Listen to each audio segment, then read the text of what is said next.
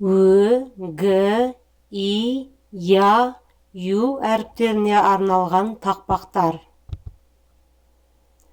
Ө дегенім өзен. Өзен бойын кезем. Өзенде бар балық, өзім бірден сезем. Г дегенім гүлім. Көрдің неше түрін. Гүлмен бірге сенің, күлім дейді күнің. И дегенім ине. Кіріп кетер тиме. Қадайды ғой әжең, ине менен түйме. Я дегенім аяз. Мал тоңады ояз. Аяз қысқан кезде су қатады саяз. Ю дегенім ою.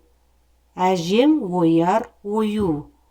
Аюға ұқсап маймақ, қою балға тою. Назарларыңызға рахмет.